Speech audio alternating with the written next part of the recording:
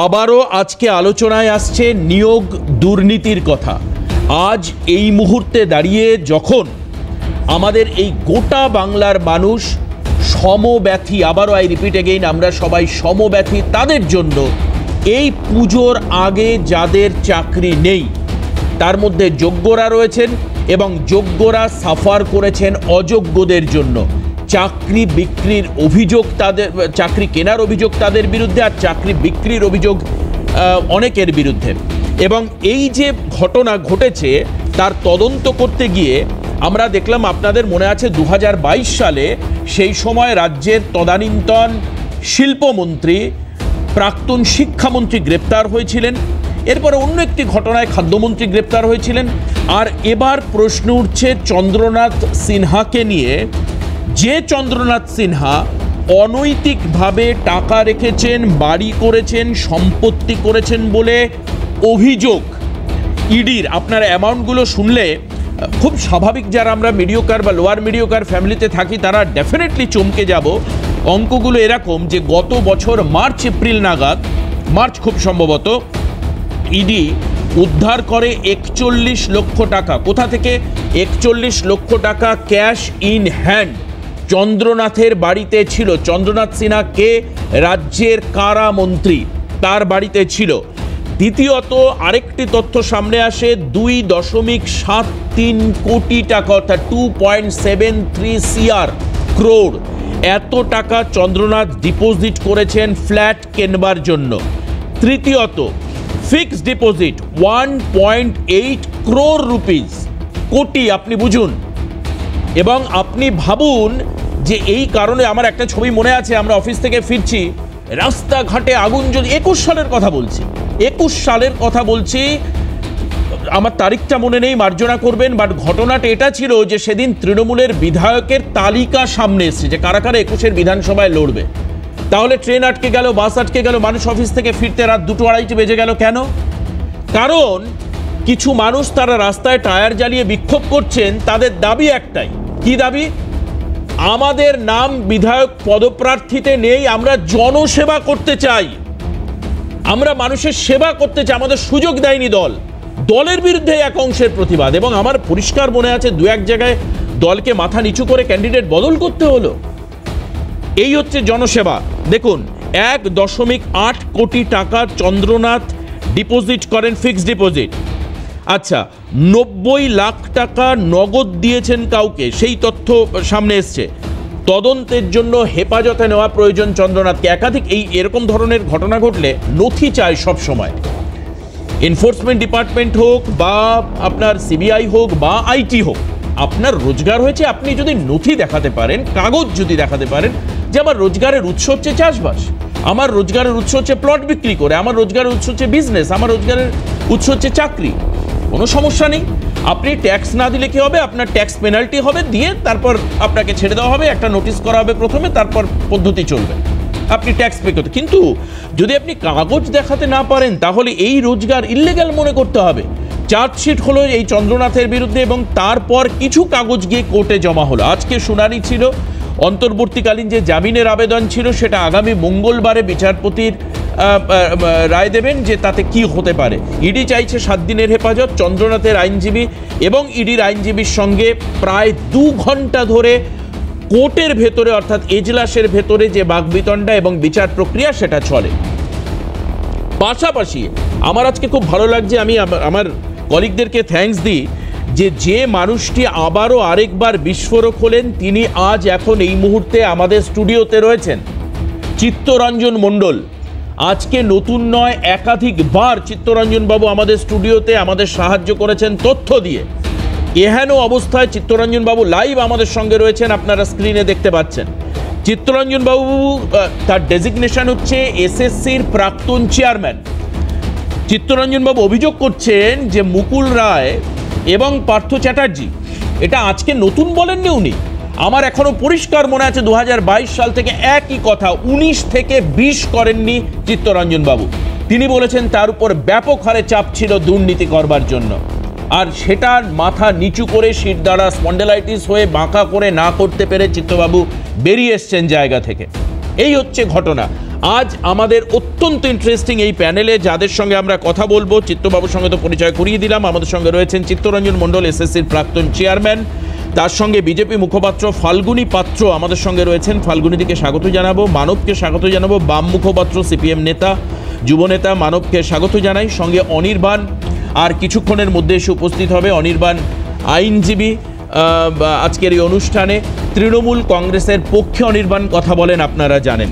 যেহেতু শাসক দল, খুব স্বাভাবিক আসতে একটু দেরি হবে।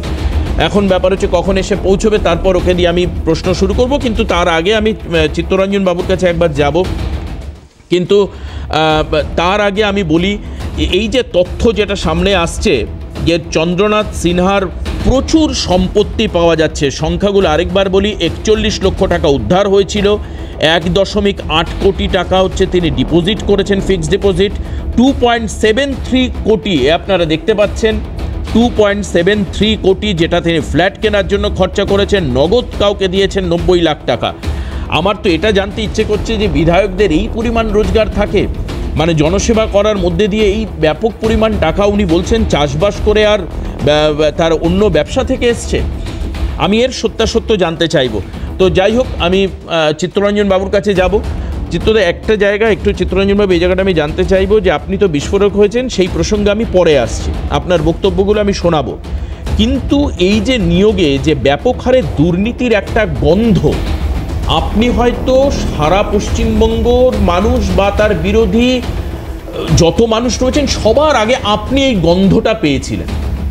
এই যে আভাস পাওয়া, একজন সাধারণ মানুষ, আপনি একটা স্ট্রেচারাল পদ হোল্ড করছেন, এসএসসির চেয়ারম্যান, সাম্মানিক একটা পদ, অটোনোমাস আপনার বডি, কিন্তু আপনাকে গিয়ে এই মানে কথাগুলো কে বললো, যে বা আপনি কিভাবে বুঝলেন, বাইরে আমার প্রশ্ন, যে একটা বিরাট ভয়াবহ কিছু ঘটতে চলেছে? দেখুন,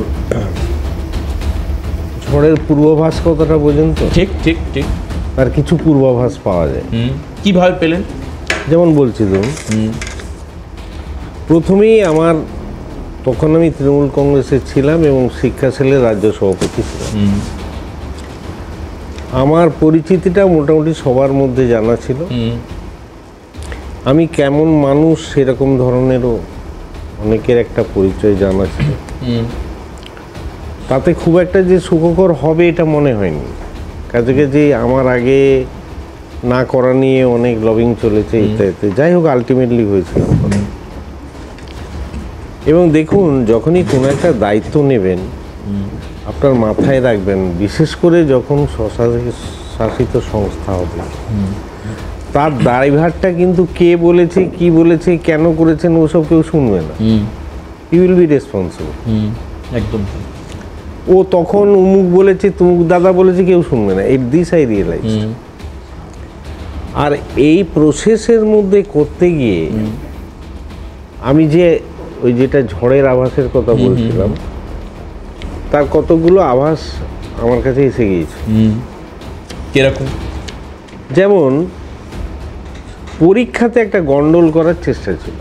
আচ্ছা, মানে নিয়োগের পরীক্ষা বলছেন? নিয়োগের যে পরীক্ষাটা, আচ্ছা, সেখানে একটা গন্ডগোল করার চেষ্টা ছিল, কিন্তু আমার যে তখন অর্গানাইজেশন ছিল তারা সামলে দিয়েছে মারাত্মকভাবে, যাতে পরীক্ষাটা ড্যামেজ হয়ে গিয়ে আমি একটা অপদার্থ লোক কাজে কাজে ছেড়ে দিল।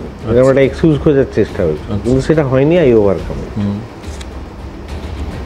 সেকেন্ড যেটা হলো, প্রচার করে দেওয়া হলো এবং বেশ কয়েকজন লোকও বলল উনি বামেদের চাকরি দেবেন। আচ্ছা, এই একটা অপপ্রচার এলো। আমি জানতাম না যে রোল নাম্বার আর নাম দেখে বাম না কংগ্রেস না সিপিএম না তৃণমূল বোঝা যায়। আমার জানা ছিল, আমি সেটাই উত্তর দিয়েছিলাম। আচ্ছা, পরবর্তীকালে উঠলো দুবার টেট করতে হবে। একবার টেটে হবে না, খুব কম পাস করেছে, দ্বিতীয়বার টেট করতে। আচ্ছা, একই পরীক্ষায় দুবার হয় না একই প্যালেক্স। আচ্ছা, বাধ্য করা হলো। I declined. তর্ক বিতর্কে আমি জয়ী হলাম, দ্বিতীয়বার টেট আমি করিনি। 3 চতুর্থ প্রমাণ হয়ে গেল যে আমি নাকি ওবিসি মানতে চাইছি না। ওবিসি? তখন একটা ওবিসি 17% ছিল না, 10% ওবিসি 7% ওবিসি, আপনি সেটা মানতে চাইছেন? আমি মানছি না। আচ্ছা, এরকম একটা অভিযোগ উঠলো। আচ্ছা, সেটাও প্রমাণ করলাম যে ইটস নট। আচ্ছা,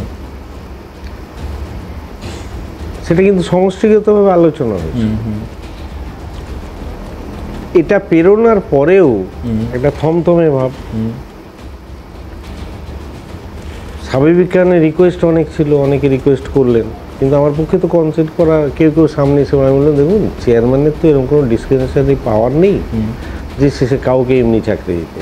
আচ্ছা, আপনাকে চাকরি দেওয়ার জন্য রিকোয়েস্ট করা হয়? রিকোয়েস্ট করা। আচ্ছা, আচ্ছা, এখন বলি এর মাঝে কিছু কতগুলো জিনিস, যেহেতু গতকাল আমি 164 মোস্ট লাইকলি বলতে পারবো, যেহেতু এটা হয়েছে, সাক্ষীটা হয়েছে, কাজে কিছু কিছু প্রশ্ন আপনি যদি করেন আমি সেগুলো বলতে পারবো না, যেগুলো আপনার আইনি বাধার মধ্যে থাকবে আপনি বলবেন, এই সবগুলো হলো আপনার সেই স্বাধীনতা থাকলো।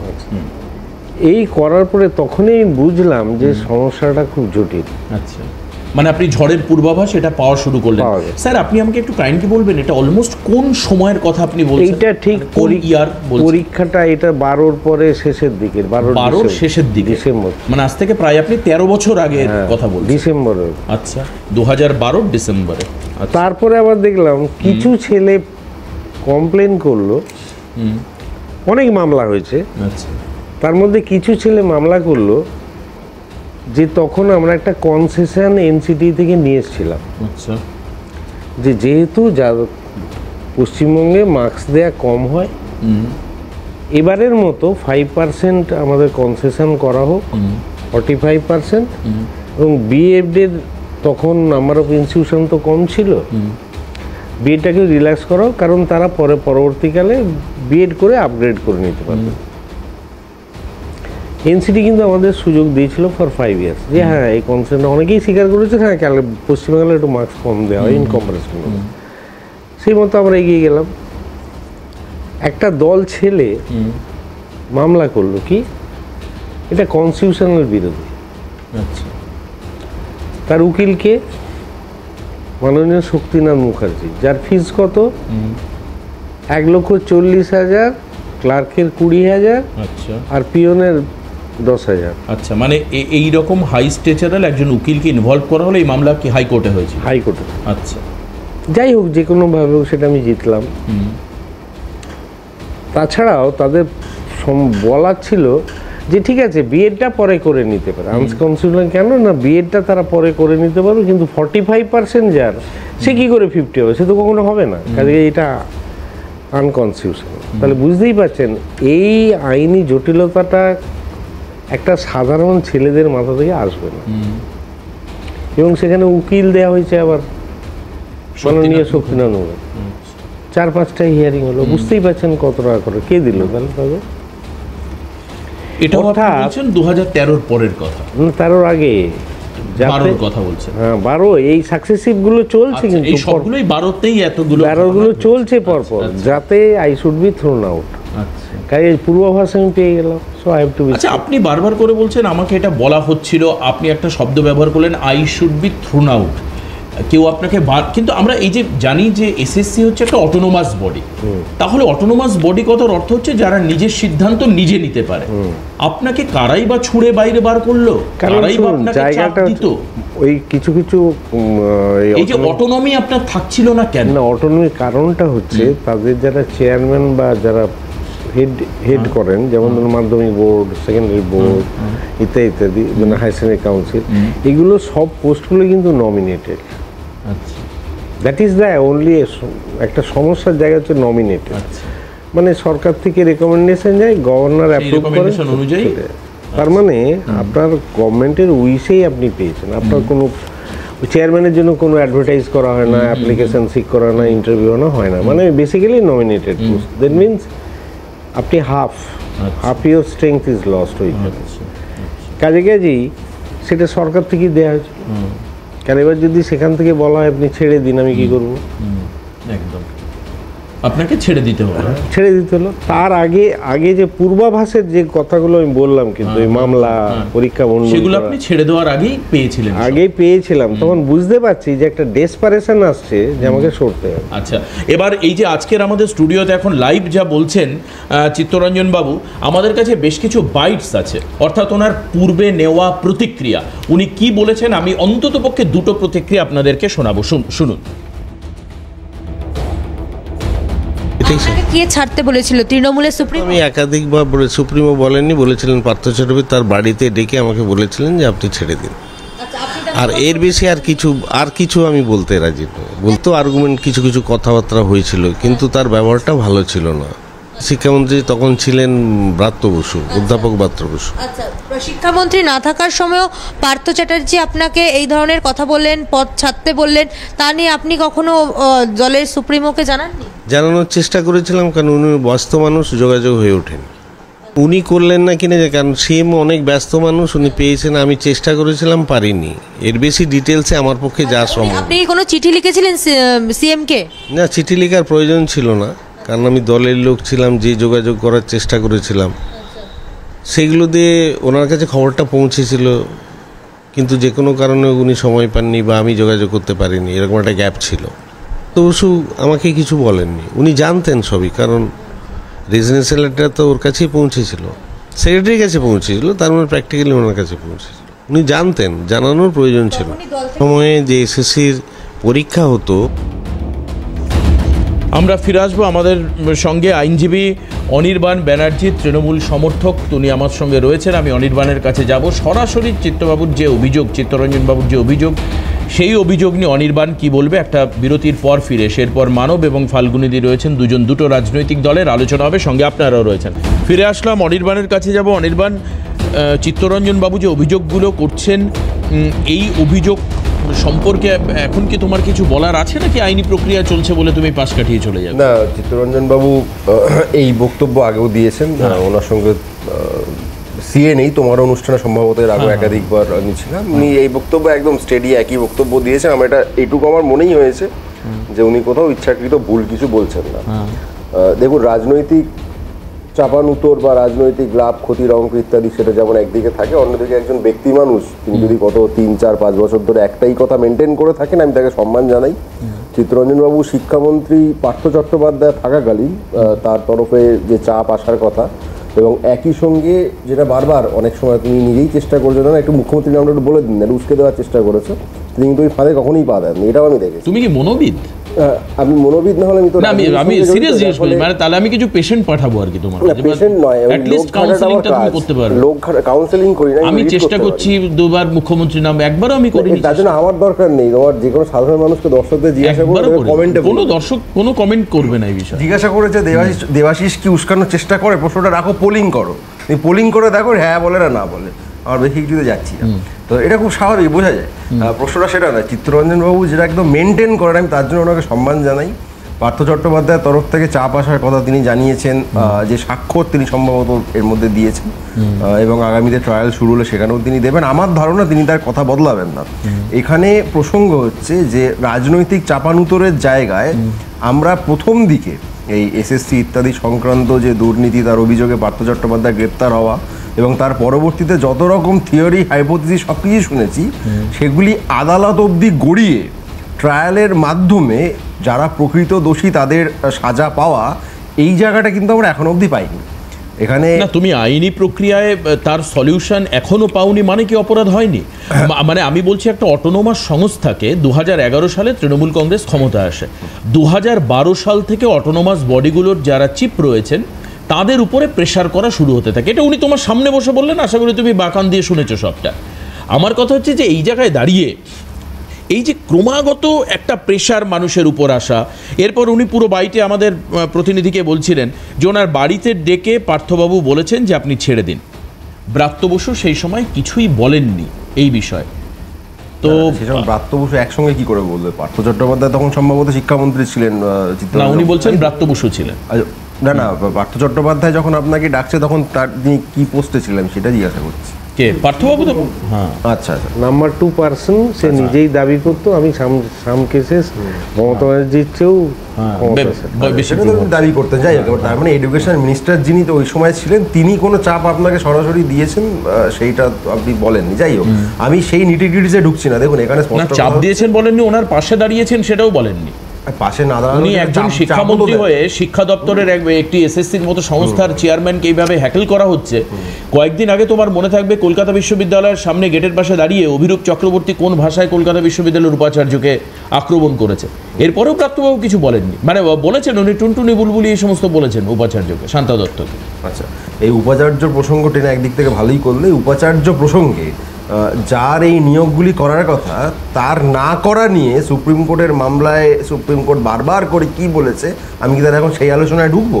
সেখানে শিক্ষামন্ত্রীর ভূমিকা কি বা মাননীয় রাজ্যপালের ভূমিকা কি, সে নিয়ে সুপ্রিম কোর্টে কতবার রাজ্যপাল, যেহেতু তার একটা সাংবিধানিক ইমিউনিটি রয়েছে, কনস্টিটিউশন ইমিউনিটি রয়েছে, যার ফলে তাকে অ্যাজ কিছু বলতে পারছে না, কিন্তু তা সত্ত্বেও যা বলেছে, আমার মনে হয় না ভারতবর্ষের ইতিহাসে কোনো রাজ্যপালকে এত কিছু কথা শুনতে হচ্ছে।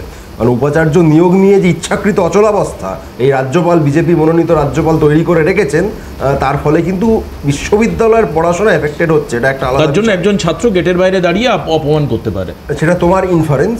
কারণ তোমাকে সবসময় ব্যাপারটা ওইদিকে টেনে নিয়ে যেতে হবে, তোমার বাধ্যবাধকতা আছে। না, আমি বুঝতে পারছি না তুমি এটাকে কেন ঘোরানোর চেষ্টা করছো, আর বাধ্যবাধকতার কোন কথা বলছো? একজন ছাত্র যেটা কি বলেছে আমি জানিও না, সেটা যতই খারাপ বলে থাক আমি তাকে কন্ডেম করছি। তার থেকে অনেক বেশি ইম্পর্টেন্ট যে ওভারঅল শিক্ষা ব্যবস্থা না শুনে কি করে কন্ডেম করছো? তুমি যখন বলছো আমি না, আমার কথাকে তুমি বিশ্বাস করো না একদম। এই দেখো, তার মানে তুমি পারলে ভিডিওটা শুনে নিও, তুমি অন্তত করো না বিশ্বাস, একদম। আমি চাইছি তোমার বিশ্বাস। চিত্তরঞ্জন বাবুর কথা এসো, আমি তোমার কথা বিশ্বাস করতে চাইছি, কিন্তু তুমি চিত্তরঞ্জন বাবুর কথা এসো, তুমি মনোবিদ, তোমার নিজেরও কনফিডেন্স নেই, দর্শক কি করে মানবে? এই জায়গায় দাঁড়িয়ে আমি আবারও বলছি, সার্বিক ব্যবস্থার প্রশ্নে, শিক্ষা ব্যবস্থার প্রশ্নে চিত্তরঞ্জন বাবু তার বক্তব্য যেমন টিভিতে জানাচ্ছেন, একই সঙ্গে তিনি যে সাক্ষ্য দিয়েছেন আগামীতে আবার দেবেন আদালতের সামনে, সেইখানে গিয়ে ট্রায়ালে কি দাঁড়ায় সেইটা আমার কাছে অনেক বেশি গুরুত্বপূর্ণ। তুমি তার জন্য অপেক্ষা করছো, আমি অপেক্ষা করছি না, জাস্ট আরেকটা লাইনে শেষ করে নি। সেখানে রাজনৈতিক বিষয়ে কতটা লাভ ক্ষতি হবে তাতে তোমার আগ্রহ থাকতে পারে, আমারও আছে, এমন নয় যে আমার নেই। কিন্তু যদি অপরাধের জায়গায় ট্রায়াল হয়ে অপরাধী সাজা না পায়, তাহলে বাকি সবটাই কিন্তু শুধু টিআরপির খেলা হয়ে থেকে যাবে। সেইটা সাধারণ মানুষের জন্য ভালো। একজন মানুষ এখানে বসে, তার মানে তো তুমি আমাকে বিশ্বাস করতে চাইছো, কিন্তু চিত্তরঞ্জন বাবুকে তুমি চূড়ান্ত অবিশ্বাস করতে চাইছো।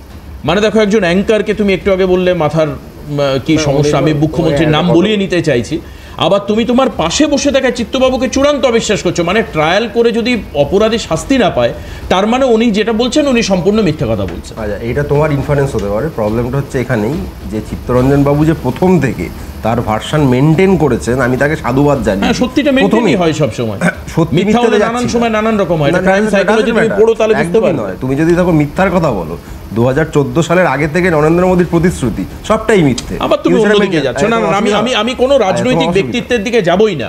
আমার কাছে মোদীও সম্মানীয়, মমতা বন্দ্যোপাধ্যায় সম্মানীয়, তারা যে যেটা তারা হোক, তারা রাজনীতির ব্যক্তি, কিন্তু যে ঘটনাটা ঘটেছে, যার সঙ্গে আম জনতা জড়িত, যেটাকে আমরা হালকাভাবে নিতে পারি না, প্রতিশ্রুতির সঙ্গে আম জনতা জড়িত। এই রাজ্যের শিক্ষা ব্যবস্থার সঙ্গে সাধারণ মানুষ জড়িত, যারা সরকারি সাবসিডাইজ শিক্ষা ব্যবস্থা নিয়ে থাকে, অর্থাৎ গরিব মানুষ, মধ্যবিত্ত মানুষ, তারা এরা জড়িত। এর সঙ্গে 26,000 মানুষের জীবন জড়িত, জীবিকা জড়িত, তার সঙ্গে সম্পূর্ণভাবে মানুষের একটা আবেগ জড়িত। আমি একমত, নরেন্দ্র মোদীর প্রতিশ্রুতির সঙ্গে 140 কোটি মানুষের ভবিষ্যৎ জড়িত। সেটা তোমার কাছে সিরিয়াস বিষয় নয়। আমি জানি না যে আমি জানি না তুমি কোন ভাবে কে ব্যাখ্যা করার চেষ্টা করছো। আমি ফাল্গুনিদির কাছে যাব, বললে না মিথ্যে, আমি ফাল্গুনিদির কাছে যাব। ফাল্গুনিদি 41 লক্ষ টাকা উদ্ধার চন্দ্রনাথের কাছ থেকে।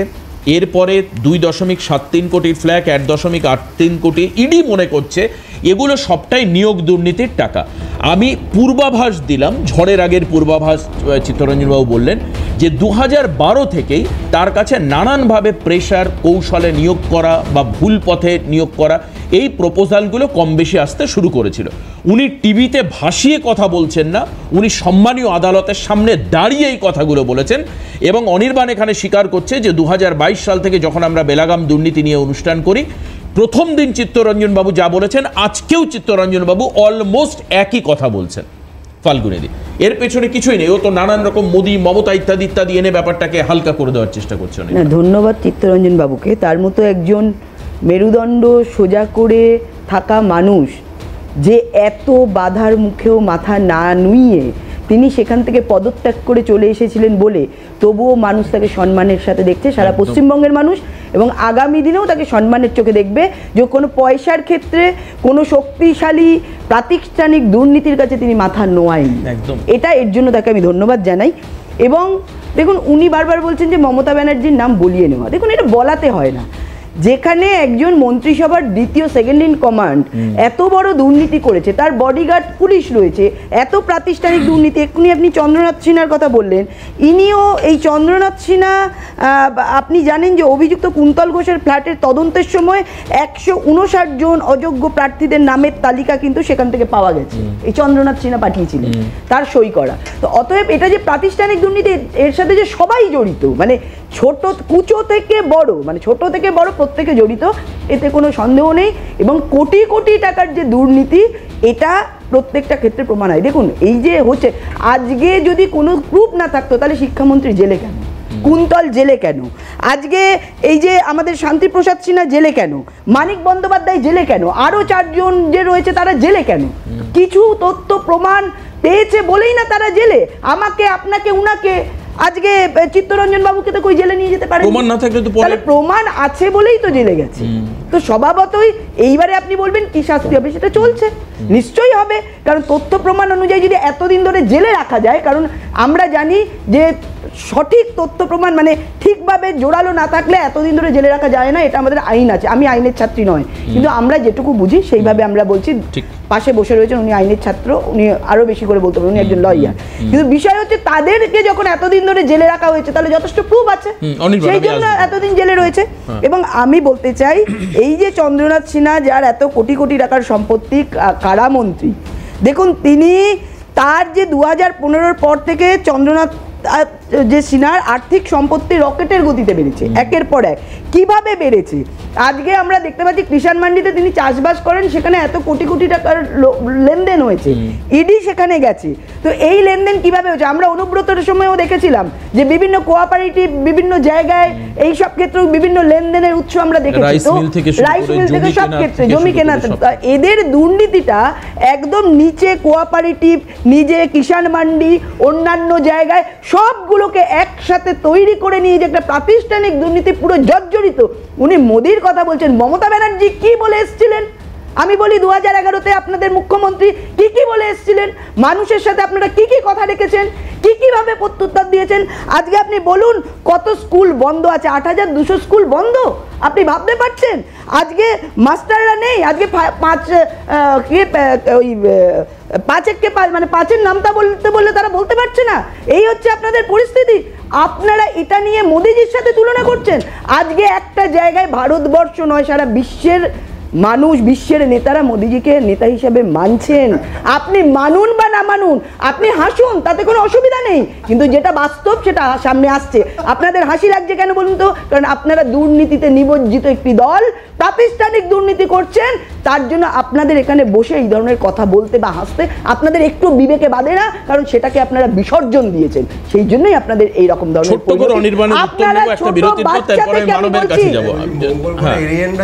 আমি আসবো। অনির্বাণ, তুমি উত্তর দিও, যেহেতু একেবারে ইনস্ট্যান্ট রিয়াকশন দেওয়া দরকার। আমার কথা আবারও আরেকবার বলি, এখানে মোদি মমতা বিষয় নয়, বিষয় হচ্ছে একটি প্রাতিষ্ঠানিক দুর্নীতির রন্ধ্রে রন্ধ্রে তার প্রভাব আছে। এখন যদি আপনি মনে করেন যে প্যানেল বাতিল হয়ে গেল বা টাকা পুরোটাই মিথ্যা, যেটা অনির্বাণ বলতে চাইছে, যে যদি প্রমাণ না হয় তাহলে মনে করে নিতে হবে সবটাই মিথ্যা। সাধারণ মানুষের কি মনে হচ্ছে বিচার প্রক্রিয়া কতগুলো তথ্য প্রমাণের ভিত্তিতে চলে। আবার এটাও ঠিক, আইনজীবীরা ভালো জানে যে যে কোনো অপরাধের সব সময় পর্যাপ্ত প্রমাণ তথ্য থাকে সেটাও নয়।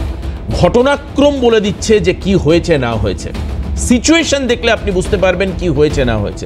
শিক্ষা অবস্থা, স্কুলগুলোর অবস্থা কোথায়, এটা জানানোর জন্য, বোঝানোর জন্য মামলা করতে হয় না। গ্রামের মানুষ গিয়ে আজকে মামলা করেন না প্রাথমিক শিক্ষা ব্যবস্থার বিরুদ্ধে, যে আমাদের গ্রামের প্রাইমারি স্কুলটা বন্ধ হয়ে গেছে কারণ ওখানে একজন টিচার ছিলেন, অথবা কোথাও দেখা যায় 5 জন টিচার, কোনো ছাত্রই নেই, এর জন্য কোনো মামলা হয় না। কিন্তু তাই বলে বুঝতে অসুবিধা হয় না যে সরকারি স্কুলে যিনি পড়ান তার ছেলে বা মেয়ে সরকারি স্কুলে পড়ে না, তিনি ইংলিশ মিডিয়াম স্কুলে পাঠান। আর কি করে নার্সিংহোম আর ইংলিশ মিডিয়াম স্কুল যেখানে সেখানে গজিয়ে উঠছে, তার জন্য মামলা হয় না, কিন্তু মানুষের বুঝতে অসুবিধা হয় না। কাজে সব কিছু আইনের চোখে দেখা আর সাধারণ মানুষের পারসেপশন তৈরি করা, এটা ইজ ইকুয়াল টু হয় না। আমার মনে অনির্বাণ এটা বুঝবেন। তবুও ফাল্গুনি যেটা বললেন, অনির্বাণ তার উত্তর দেবেন, আমি এরপরে মানবের কাছে আসবো। অনির্বাণ, দেখুন, এখানে ফাল্গুনিদি প্রমাণ সংক্রান্ত বিষয় বা জেলে থাকা সংক্রান্ত যেটা বলছিলেন, ওকে মনে করিয়ে দেবো, মাননীয় অমিত শাহ ক মাস যেন জেলে ছিলেন দিদি, আপনার বোধহয় এখন ওটা খেয়াল নেই। তো সেটা যদি জেলে থাকাটাই, ইভেন ট্রায়ালে কনভিকশনের আগেই জেলে থাকাটাই যদি প্রমাণের মাপকাঠি হয়ে থাকে, সেই হিসাবে অমিত শাহ কিন্তু জেলে থাকার কথা বলে, এতদিনটা কতদিন, মানে কাট অফ মার্কটা কত, কাট অফ মার্কটা কত? না, আমি কিন্তু এই টাইম ল্যাপসের মধ্যে বাদছি না, কে কতদিন ছিলেন সেটা কথা না। মহাত্মা গান্ধীও দীর্ঘদিন জেলে ছিলেন। এটার সঙ্গে দুটো গুলিও না, কারণ হচ্ছে গোটা বিষয়টা অযৌক্তিক। আমি আবারও বলছি, যে কোনো ক্রিমিনাল ম্যাটারে কনভিকশন ট্রায়ালের পরে হলো কি হলো না, সরি, পার্থ চ্যাটার্জির খাটের তলা থেকে টাকা পাওয়া, আচ্ছা, অনিয়ম হয়েছে অনির্বাণ, তুমি মানো? এটা কি সত্যি? নিয়োগের ক্ষেত্রে যে অনির্বাণ তুমি কি মানো যে অনিয়ম হয়েছে? বান্ধবীর খাটের তলা থেকে পাওয়া যাচ্ছে, সেটা অন্য কারোর বান্ধবী, পুরো সম্পর্ক তার সাথে রয়েছে। তার কাছে এত যে চিঠি গেছে, চিঠি পাওয়া গেছে, এটা যেমন ঠিক, দিদি এটা যেমন ঠিক, তেমনি তেমনি অর্জুন সিং তোলাবাজি করে, এটা ফাল্গুনী পাত্র অভিযোগ করছেন, এটাও কিন্তু ঠিক। না না, ঠিক বলছেন, ঠিক তো? না, আপনি ঠিক বলছেন। তাহলে অর্জুন সিং তোলাবাজ তৃণমূলে ছিল তখন করেননি কেন? আচ্ছা, তাহলে অর্জুন সিং তোলাবাজ? না না, আপনার কথা মেনে বলছি। অন্যদিকে অনির্বাণ পুরো অন্যদিকে নিয়ে যাচ্ছে, একদম একদম না, প্লিজ না না না, পুরো বিষয় থেকে আমরা অন্যদিকে চলে যাচ্ছি। বলেছিলেন তো, পুরো বিষয়টাকে আমরা অন্যদিকে ইচ্ছা করি। আজ অর্জুন সিংকে নিয়ে কোনো কথা নয়, সিরিয়াস নোটে আলোচনা করা হয়। মানবের কাছে আসবো। ফাল্গুনি একটু বলছেন তো তোলা, ফাল্গুনি একটু, এটা বিষয় নয় আজকে, আজকের এটা বিষয় নয় অর্জুন সিংকে নিয়ে আলোচনা করা। সিরিয়াস নোটে আলোচনা করছি রাজ্যের। প্লিজ দিদি, আপনারা তো মানব ফাল্গুনি, আচ্ছা, মানবের ফার্স্ট রাউন্ড এখনো বলা হয়নি। মানব একজন রাজ্যের মন্ত্রী, তাকে প্রভাবশালী বলছে ইডি, তার বিরুদ্ধে চার্জশিট হওয়ার পর সে নথি জমা দিচ্ছে, আগে সে নথি জমা দেয়নি। কোটি কোটি টাকার সম্পত্তি, জমি, বাড়ি, তিনি বলছেন এটা চাষাবাদ এবং ব্যবসা করে পাওয়া টাকা। কি মনে হচ্ছে তোমার? আবার তুমি হাসছো। প্রথমেই না একটা মজার কথা, মানে তুমি প্রথমে একটা মজার কথা বলেছেন, সেটা হলো যে মানে রবি ঘোষ, ভানু বন্দ্যোপাধ্যায় এরা চলে যাওয়ার পর একটা বিশাল বড় ঘাটতি তৈরি হয়েছিল বাংলাতে হাসির জন্য। তো এই ঘাটতিটা কারা পূরণ করছে? এখন রাজ্য সরকার। এখন দেখবে না সার্কাসে যাওয়ার প্রয়োজন পড়ে না, কারণ সার্কাস হয়ে গেছে পশ্চিমবাংলার বিধানসভা। আর বামপন্থীরা যে স্বপ্ন দেখেছিল না, যে অল্প দিন অপেক্ষা করুন, এই বিধানসভাটা দেখতে পারবেন জেলের ভিতর থেকে পরিচালিত হচ্ছে, আর রাজ্য তো এমনি কোর্টের মারফতেই চলছে। কোর্ট চর মারে, মানে ওই গাধার পিছনে ছড়ির বাড়ি মারলে যেরকম গাধা এগোতে থাকে, ঠিক এই রাজ্যটাও সেইভাবেই চলছে। এবার বিষয় হলো চন্দ্রনাথ সিনহা, সে আয়ের উৎস, তার আয় কোথা দিয়ে হয়েছে, তার ব্যয় কি হচ্ছে না হচ্ছে, সে তো তদন্তের মধ্যে আছে, সে তদন্তে পাঠাবে। এখন বিষয় হলো তৃণমূলের একটা পঞ্চায়েত প্রধান বা একটা পঞ্চায়েত সদস্য বা জেলা পরিষদ সদস্য, তাদের ভাতা কত, তাদের মাইনে কত? 9,000 থেকে শুরু হয়, 3,000-এ এসে হয়তো শেষ হয়। আপনি দেখবেন বিধায়কের মাইনে 1,00,000। আমি বিধায়ক তো অনেক দূরে যাচ্ছি, উনি মন্ত্রী বিধায়ক। পঞ্চায়েতের কাছে গিয়ে ঠেকলাম, পঞ্চায়েত কাউন্সিলরের কারোর কাছে ফোর্ড, স্করপিও এরকম লেভেলের গাড়ি ছাড়া কেউ ঘুরছে না। কোথা থেকে আসছে এই টাকা? আমরা বারংবার তো বলছি যে এটা দুর্নীতির টাকা, এবং এই দুর্নীতি একটা গাছে পরিণত হয়েছে। এর গাছ একটা বিশাল বড়। আমার তৃণমূলের যিনি মুখপাত্র আছেন বা আইনজীবী বলুন, এখন আমি জানি না, আমি যেমন গর্বের সাথে বলি যে আমি বামপন্থী রাজনীতি করি, আমি সিপিএমটা করি, বলতে কোথাও লজ্জা পায় না। অনেক লোক বলতে লজ্জা পায় যে আমি তৃণমূলটা করি, তাকে অন্য অনেক ছদ্মবেশে তাদেরকে আলোচনা করতে হয়। আমার আশ্চর্য লাগে এই জায়গাটায় যে যিনি আছেন মুখপাত্র, আমি দেখলাম যে পার্থ চট্টোপাধ্যায়ের নাম আসাতে উনি যতটা না বিচলিত হলেন, মমতা বন্দ্যোপাধ্যায়ের নামটা আসেনি বলে উনি তার থেকে বেশি খুশি হলেন। অর্থাৎ যদি মমতা বন্দ্যোপাধ্যায়ের নামটা চিত্তরঞ্জন বাবু কখনো বলে ফেলতেন, তাহলে মনে হয় তৃণমূলের কাছে অনেকটা বিচলিত হওয়ার জায়গা তৈরি হতো। তাই নামটা উনি বলেননি, হাজারবার চেষ্টার পরেও, তাই ওরা আনন্দ পাচ্ছে। এখন এই গাছের গোড়ায় জলটা কে দিচ্ছিল, এইটা তো খুঁজে বের করতে হবে। এবং আমরা আজকে আবার বামপন্থীরা বলছি, আমরা আবার বলছি, দুর্নীতি তো হয়েছে, এত কোটি কোটি টাকা তৃণমূলের নেতা নেত্রী মন্ত্রীদের ঘরের থেকে পাওয়া যাচ্ছে। আজকে সবচেয়ে বড় প্রশ্ন, এটা তো অস্বীকার করবার কোনো জায়গা নেই, এই কুন্তল, শান্তনু এরা তো বয়ান দিয়েছে ইডির কাছে যে আমাদেরকে প্রেশার করা হয়েছিল পার্থ চট্টোপাধ্যায় এবং মুকুল রায়, সেই সময় তৎকালীন পার্থ চট্টোপাধ্যায় এবং মুকুল রায় আমাদেরকে প্রেশার করিয়েছে এই দুর্নীতি করবার জন্য। আমার কাছে একটা বড় প্রশ্ন, এবং যে যেইভাবে নিতে পারেন, এখানে অর্জুন সিং নিয়ে বিতর্ক হয়েছে, আমি ঢুকতে চাই না, তবে আমি বিষয় না ঢুকতে চাই না, কিন্তু হাস্যকর লাগে কোথায় জানেন, দুজনের মধ্যে মারামারি হচ্ছে অর্জুন সিংকে নিয়ে। দুজনেই জানে যে অর্জুন সিং দুর্নীতিগ্রস্ত, অর্জুন সিং একজন তোলাবাজ, অর্জুন সিং একজন মাফিয়া, তারপরেও দুই দল তাকে বারবার করেছে যখন যাই করুন না কেন দুটো দলেই থেকেছেন দীর্ঘ সময়, দুটো দলেই থেকেছে, কিন্তু তাদের কখনো তাদের মনে হয়নি, আজকে তাদের মনে হচ্ছে। এখন সমস্যা কোন জায়গায়? সবচেয়ে বড় সমস্যা হচ্ছে গোড়ায় গলদ যদি তৈরি হয় না, একটা গাছ দিনের পর দিন বৃক্ষরূপে দাঁড়িয়ে গেছে, তার কাণ্ডের শিকড়ে তো কেউ না কেউ বসে আছে, যার ফলে সে আজকে জল ফুল পুষ্ট হয়ে আজকে সে ফল দিয়েছে। এই ফলের দুর্নীতি আজকে গোটা রাজ্যের মানুষ ভোগ করছে, 26,000 ছেলে মেয়ে ভোগ করছে। আমার মনে আছে এই 2012 সালের যে প্রাইমারি টেট হয়েছিল, সম্ভবত টেট হয়েছিল 12তে, মনে হয় সম্ভবত টেটের এক্সাম হয়েছিল 2012-তে। সেই টেটের এক্সামে আমরা সবাই দল বেঁধে পরীক্ষা দিতে গেছিলাম। আমি 11তে মনে হয় আমার গ্র্যাজুয়েশন কমপ্লিট হয়েছিল, 12 টেটের পরীক্ষা আমরা দিতে গেছিলাম বন্ধুরা দল বেঁধে। সেখানে আমার সিট পড়েছিল নোনাচন্দ্র পুকুরিয়াতে, ব্যারাকপুর, আমি এখনো নাম করে বলে দিতে পারি। আমার পাশে ওইখানে বেশ কিছু ছেলে মেয়ে যারা তৃণমূলের সঙ্গে যুক্ত, তাদেরকে আমি বলেছি, আমি জানি স্যার আরও ভালো বলতে পারবেন, শুধুমাত্র নাম রোল নাম্বার জমা দিয়েছে, সাদা খাতা জমা দেওয়া হয়েছে। সাদা খাতা জমা দেওয়ার পর তাদের সঙ্গে যখন আমরা কথা বলছি, আমি আপনাদেরকে দৃঢ়তার সঙ্গে বলছি, ওই পরীক্ষায় যারা সাদা খাতা জমা দিয়েছিল তারা প্রত্যেকে আজকে প্রাইমারিতে চাকরি করছে, এবং ওইটা ওইবারের স্ট্র্যাটেজি ছিল, সেগুলো তো যারা পরীক্ষা দিয়েছে তারা সাদা খাতা যারা জমা দিয়েছে তাদের চাকরি, কারণ সেখান থেকে সমস্ত প্যানেল তৈরি করে দেওয়া হয়েছে।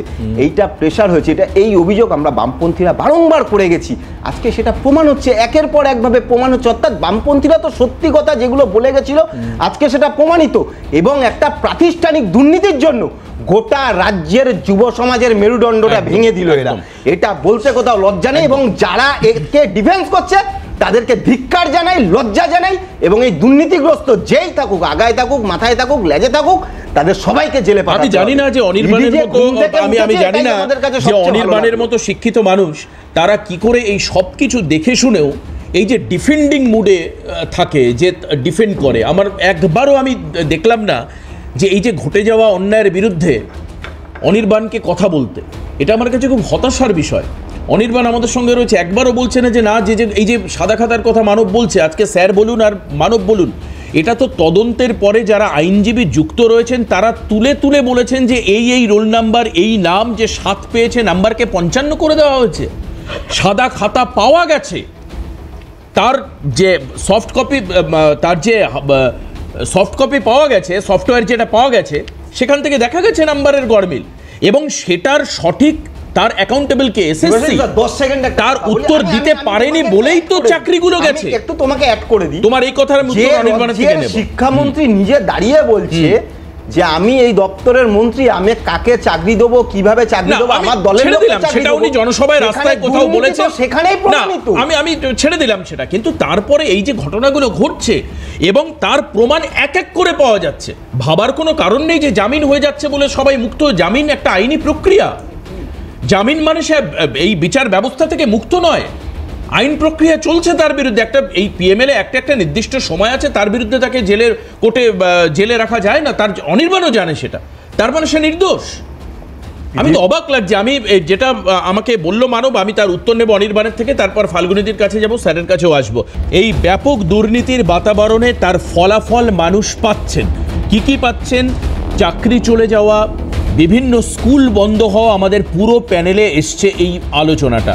পাশাপাশি প্যারালালি একটা অদ্ভুত দুর্নীতি ঘটছে, যেটা মানুষ অনেক ক্ষেত্রে অভিযোগ করছেন যে সরকারি সাবসিডাইজড শিক্ষা ব্যবস্থা পঙ্গু হয়ে যাওয়ার ফলে তার একটা বৈকল্পিক একটা ব্যবস্থা হিসাবে ইংলিশ মিডিয়াম রমরম করে বাড়ছে, রমরমা চলছে একদম ইংলিশ মিডিয়ামের। আমি অনির্বাণের কাছে যাব, এই যে শিক্ষা ব্যবস্থার যে পঙ্গু অবস্থা, এটা তো তুমিও চাও যে এমন একটা সরকার চলুক, যেরকম কিছু কিছু রাজ্য আছে, অনির্বাণও জানবে, সেখানে বেসরকারি হাসপাতালই নেই, সরকারি হাসপাতাল এবং চ্যারিটেবল ট্রাস্ট তাদের আন্ডারে সেখানে চিকিৎসা ব্যবস্থা চলে। বেসরকারি হাসপাতাল কদিনচিত। সরকারি শিক্ষা ব্যবস্থা এতটা মজবুত যে সেখানে বেসরকারি শিক্ষা ব্যবস্থার এত বাড়ন্ত নেই। থাকতে পারে সমাজের কিছু এলিট ক্লাসের মানুষ পড়ান। আজকে নিম্ন মধ্যবিত্ত মানুষকে বাধ্য হতে হচ্ছে সন্তানের মুখের দিকে তাকিয়ে বেসরকারি শিক্ষা প্রতিষ্ঠানে যেতে। এটা কার জন্য হয়েছে? অ্যাকাউন্টেবিলিটি কে নেবে? সেটা ধরো বা আদতেও হয়েছে কিনা, তুমি কি এন্ডোর্স করো বিষয়টাকে? সেটা ধরো একসময় সরকারি খবরের চ্যানেল ছাড়া কিছু ছিলই না। এবার তুমি যদি সেটাকেও এখন প্রশ্ন করো তাহলে ভেবে দেখো তোমার লোকাল স্ট্যান্ডার্ডটা কী হবে। আমি সেটাতে যাচ্ছি না। আমাদের রাজ্যে যদি বলো, কলকাতার কেন্দ্রিকও যদি আমি ধরি, বেসরকারি হাসপাতালের রমরমা 2011-র পর শুরু হয়েছে, এটা নিশ্চয়ই কেউ বলবেন না। বা বেসরকারি স্কুল, ইংলিশ মিডিয়াম স্কুল বলে তুমি যেটা স্পেসিফিক টার্গেট বা আইডেন্টিফাই করছো, সেটারও রমরমা যে 2011-র পর হয়েছে এমনটাও নয়। কখন হয়েছে? যখন মোগলরা রাজত্ব করতো তখন না, তুমি যদি ধরে নাও সুলতান আমল থেকেও ধরো। 11-র পরেই হয়েছে। তুমি এমনটা হয়েছে তা নয় কি করে ওপেন বলে দিচ্ছি, আমি তো বুঝতে পারছি। কারণ 2011-র আগেই যত বেসরকারি ইংলিশ মিডিয়াম স্কুল, বেশি দরকার নেই। মানে এখন যে সংখ্যাটা সেটা 2011-র আগে ছিল, এক্স্যাক্ট একই সংখ্যা ছিল, এটা আমি একবারও বলিনি। কিন্তু ধরো ব্যারাকপুর শিল্পাঞ্চল ধরা যাক, ব্যারাকপুর শিল্পাঞ্চল জুড়ে, বিশেষ করে ব্যারাকপুরে প্রচুর বেসরকারি ইংলিশ মিডিয়াম স্কুল রয়েছে। সেগুলো সবকটাই বহু পুরনো, প্রত্যেকটি বহু পুরনো, এবং তার নতুন করে তৈরি হওয়ার কথাও যদি বলো, মানে ব্যারাকপুরটা দেখে তুমি সারা পশ্চিমবঙ্গ বুঝে নিচ্ছ। আচ্ছা, তুমি বলো না ভাতের ওই একটা ইয়ের চিপে বুঝে নিতে হয় কি হয়। আমি যে জায়গাটায় থাকি বা তুমি যে জায়গাটায় কাজ করো, যদি স্পেসিফিক দেখে নাও, তাহলে দেখবে এইসব এলাকাতে স্কুলগুলির ফাউন্ডিং যে এস্টাবলিশ হয়েছে কবে, সেগুলো অনেক যথেষ্টই 1990s, কেউ 2000 আর বারবারন। তো আমি অদ্ভুত, আমি আমার মনে হয় অনির্বাণ বেটার, মানে ইংরেজিতে ন্যাশনাল চ্যানেলে মিট করলে সব থেকে ভালো হয়, বাংলা বোঝে। হ্যাঁ স্যার বলুন প্লিজ। তর্ক করতে গেলে দুটো পদ্ধতি আছে, একটা ইন্ডাকটিভ, একটা ডিডাকটিভ। ও যেটা ব্যবহার করলো যে একটা ভাতের চাল টিপে যদি বোঝা যায় ভাত হয়ে গেছে, তাহলে আমি দমদম টিপে কেন বুঝতে পারবো না? এই ইন্ডাকটিভ লজিকটা ওয়ার্ক করে না, কারণ হাঁড়ির চালগুলো all are in the same environment, same condition, তার জন্য দে আর ইউনিফর্মলি ট্রান্সফর্ম। কিন্তু যেটা হেটেরোজিনিয়াস সিস্টেম আছে, সেখানে ওই ঐকিক নিয়ম বা ইন্ডাকটিভ লজিক খাটে না। এটা বলো, রাজ্যের একজন মন্ত্রী 2022 সালে রাজ্যের আমি গ্রেফতার হলো। আমি চাইছিলাম তোমাকে এই পজিশনটায় ফেলতে, এবার তুমি আমাকে বলো, এক সেকেন্ড স্যার, 2011-র আগে কটা বেসরকারি ইংলিশ মিডিয়াম ছিল, এখন কটা আছে? Give me hard data. বেশ, আমি তোমায় দিচ্ছি। না, এক্ষুনি দাও। না ওমর, সেটা কি রেডি করা থাকে? তুমি রাজনৈতিক নেতা নয় যে তুমি পারসেপশন ছড়াবে। Give me. না, আমি তোমাকে একদম পরিষ্কার আমি সংখ্যা দিচ্ছি, আমি তোমায় সংখ্যা দিচ্ছি, একদম সংখ্যা দিচ্ছি তো।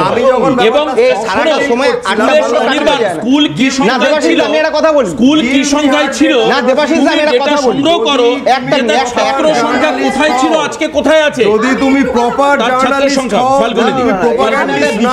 এক মিনিট প্লিজ, আমি বলছি আমি আপনাকে বলিনি, আপনাকে বলিনি, আপনি কেন উত্তর দেবেন? আমি অন্য বিষয়ে বলছি, একটা কথা বলবো, বারবারন্ত give me hard data.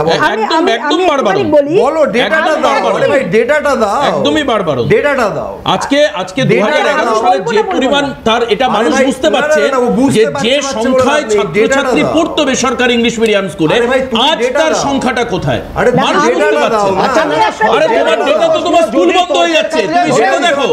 Falguni এক এক করে 2016 তর্কের ক্ষেত্রে ধরেও নিয়ে 2011 সালের আগে বেসরকারি স্কুলগুলো ছিল, তার মানে এটা নয় কি ভাই সরকারি স্কুলগুলো পৃথিবীটা 2011 স্কুল বন্ধ হয়েছে, শিক্ষা দপ্তরের ডেটা ফালগুনি হয়েছে, বাইপাসের ধারে বেসরকারি হাসপাতালকে কথা বলে এড়িয়ে যাও, বেসরকারি হাসপাতালকে জমি কে দিয়েছিল বাইপাসের ধারে? 2011 আগে এক মিনিট, আমি বলি বেসরকারি হাসপাতাল আছে মানে সরকারি এক এক করে বলে মানুষ বুঝতে পারবে। তোমরা এতই ধোয়া তুলসী পাতা এক এক করে বলো কেন?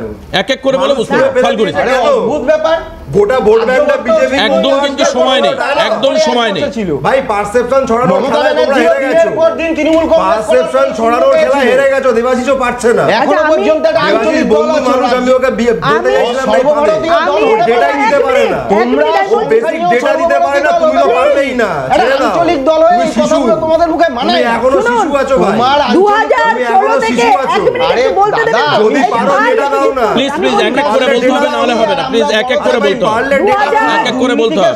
যদি তর্ক করো ডেটা 2016 থেকে 2024 চোর বলতে, পশ্চিমবঙ্গে 13 লক্ষ ছাত্রছাত্রী একাদশ পাস করেনি। চুরি করেছে রাজীব গান্ধীকে চোর বলতে কি বলতে হয়? শিক্ষায় দেওয়ালে আপনারা লিখতে তো দুর্নীতি করেছেন কি করেন? ভাই দেওয়ালে তো এরা একেবারে আজকে কিন্তু হাতে আর সময় নেই, হাতে আর সময় নেই, হাতে হাতে আর সময় নেই, দেওয়াল লিখতে হাতে আর সময় নেই। আমি মাগুর মাছ আপনাদের বেশ কাছে বেশ আছে। আজকে আর হাতে সময় নেই। মাগুর মাছ কোটি তবে টাকা কিলো। তবে একটা বলে দিই আমি, 2016 থেকে 2024 পশ্চিমবঙ্গে 13 লক্ষ ছাত্রছাত্রী একাদশ পাস করেনি, তার মধ্যে 15,000 জন ছাত্রছাত্রী পুনরায় রেজিস্ট্রেশন করেনি, মানে সেটা হচ্ছে তারা একাদশে ভর্তি হয়নি। এটা কি অমিত মালব্য পাঠালে? অমিত মালব্য, আপনি দেখুন আপনার পাশে না, না, না, হতে পারে। বেশ, কে পাঠালো? বেশ। আপনার পাশে আমি আসবো, আমি বলছি এক মিনিট আমি শেষ করব, আমি আবারও খুব পরিষ্কার করে বেশ শেষ করব। অনেক সবাইকে ধন্যবাদ। আজকে 2011 সালের আগে স্কুলের সংখ্যা কত ছিল সেটা বেড়েছে কিনা ডেফিনেটলি তথ্য আপনাদেরকে আমরা দেব। আমি একদম কমিটেড থাকলাম এই বিষয়ে। 2011 সালের আগে কত ছাত্র ইংলিশ মিডিয়াম প্রাইভেট স্কুলে পড়তো, আজ কত ছাত্র পড়ে, অলমোস্ট এটা অনির্বাণ তথ্য আমাকে সামনের দিন দেবে। এই নিয়ে ডেফিনেটলি আমরা অনুষ্ঠান করব, দরকার হলে প্রতিবেদন করে আপনাদেরকে দেখাবো। এই প্রতিশ্রুতি দিয়ে আজকের এই অনুষ্ঠান এখানে শেষ করছি। সবাই ভালো থাকবেন, সুস্থ থাকবেন। পরবর্তী খবরের জন্য নজর রাখবেন ক্যালকাটা নিউজে। নমস্কার।